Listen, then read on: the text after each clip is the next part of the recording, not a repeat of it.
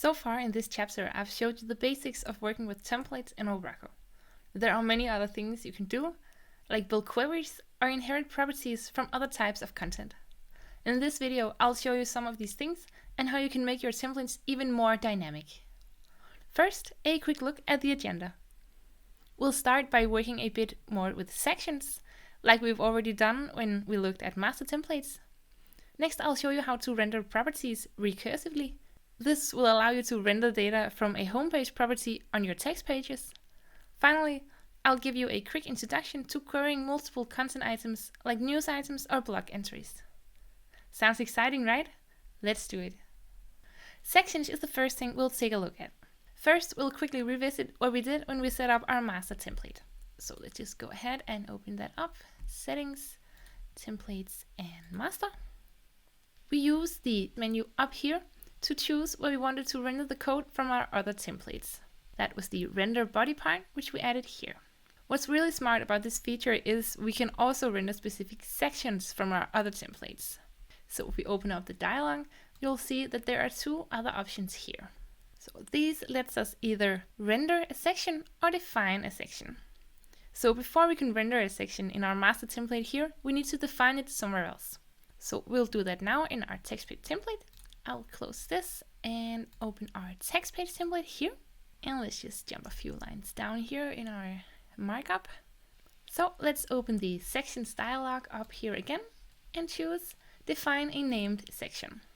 So we'll call our section contact. We'll submit it. So in this section, we're just going to copy some of the HTML markup from here, paste it in, and instead of having the body text, we want to output the creator name of this article. So let's say @model.creator name. So this will give us the name of the user who wrote the article that we'll be visiting. All right, looks like I need to clean this up a bit. There we go. All right, let's go ahead and save the template. So now we've defined our section. Let's go back to the master template and render it. So our master template over here, and let's place it below the render body tag here. So we'll select dialog from up here and render named section. All right, so we need to type in the name that we gave our section, which was contact. And by default, as you can see here, the section is set to not required. This means that we do not need to have this section defined in order to render our content. By checking the box here, we can make this section required. This will mean that the channel templates needs to have this section defined for it to work. So we'll do like this and submit it. Great, we are now rendering out our section as well. Let's save the master template and let's have a look at the About Us page, which uses the text page template. So let's go ahead and refresh. And we now have the creator name listed down here. Great, so what will happen when we try to view the front page, for example? Let's try to refresh our front page. It will throw an error. Now, why is that? Well, it's because we haven't defined the section on the homepage template. And since we set the section to be required, it will give us the error here. As you can see, it's looking for the section called contact. As it's not defined on the front page, it will throw this error. Now, we do not want this section on our homepage template, so let's go back to the master template. And if we change the value here to false instead, we go ahead and save it. And now the section is no longer required. Let's go back and try to refresh our front page again. And there we are. It's all back to being pretty again. And the About Us page, let's try to refresh. The creator name is still here.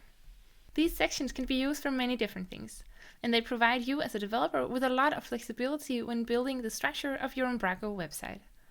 You can define sections on any of your child templates and render them wherever you want on your master template. Just make sure they have a unique name. The next thing we're going to look at in this video is recursive properties. In short, this feature allows you to render properties and fields recursively. Okay, an example. On both our homepage and our text page document types, we have a property called body text. It's not only called body text, it also has the alias body text. You can see it here for the homepage, and if we visit the text page, you can see the same property here. Now in the content section, you will notice that the property body text is filled in here on the front page, which uses the homepage document type, but on the contact, which uses the text page document type, it hasn't been filled in yet. Now in the templates, I'm rendering out the body text property on both the front page and on the text page. So let's go ahead and check our contact page here by finding the link. Now the body text field on contact page was blank, so there is no content here. But on the front page, you can see that the body text is filled in here. So let's go back to the contact page real quick. So as this body text hasn't been filled out on the contact page, it'll be left blank and look sort of empty. Now one way to avoid this would be to make the property recursive on the text page template. This would mean that the contact page would get the text from the body text field on the front page as a default. We would at any time be able to update the body text property on our contact page to add specific content here, but until we do, it would get the text from the front page. All right, let's see how that works.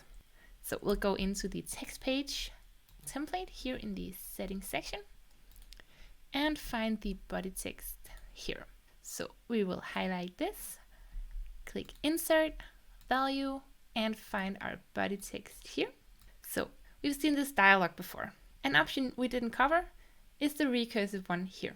So we will check yes, make it recursive, and you can see it adds a fallback to ancestor to our snippet down here. So let's go ahead and submit it. Now the ancestor in this case would be the front page. Let's save our text page template and have a look at our contact page again. So we'll refresh here.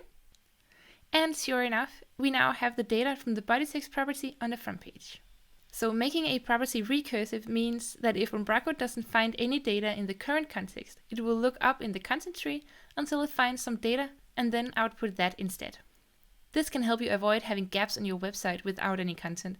It also gives you the option to render out properties from other content nodes. Super neat feature. Now the final thing I'm going to introduce you to here is how you can build queries. Queries are really handy if you need to show multiple content nodes at once, like a news area or perhaps a blog. Now keep in mind that I will only briefly cover this as we have a chapter about querying Razor code which will cover this in more detail.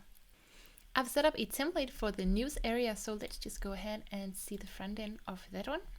So on the info tab, find the link, here we are.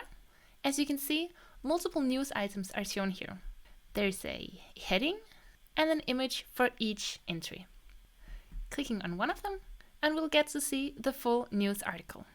Now, let's take a quick look at what I've been working with to set this all up.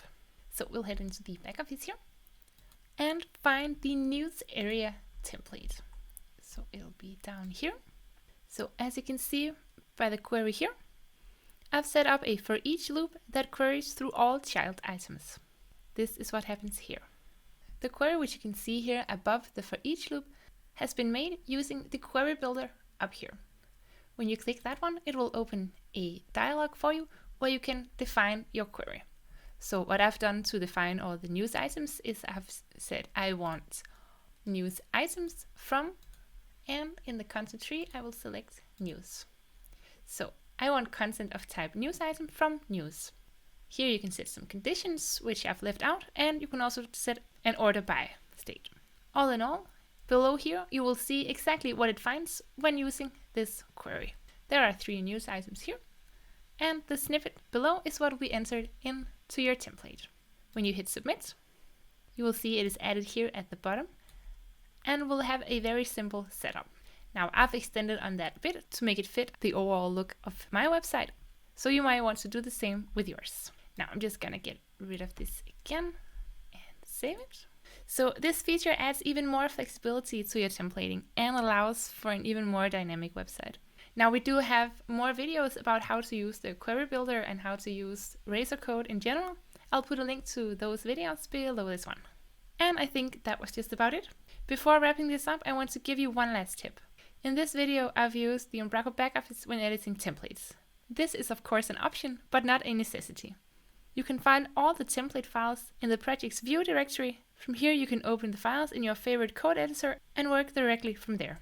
Now, as you can see here, for example, I've been using the Visual Studio Code to edit some of my templates on this project. Okay, I think it's time that I stop talking here. But first, as I've taken you through quite a lot, let's do a review. You can use the named sections to extend on your master templates. By rendering properties recursively, content nodes can inherit properties from their parent nodes. Umbraco comes with a built-in query builder that enables you to make your website even more dynamic. Finally, you can use your favorite code editor when working with templates in Umbraco. That was it for the subject of templates for now. I hope you've learned a lot and have already started building your first Umbraco website. In the next chapter, I'll show you more about how to use style sheet and JavaScript with Umbraco. Thank you so much for watching. Until next time.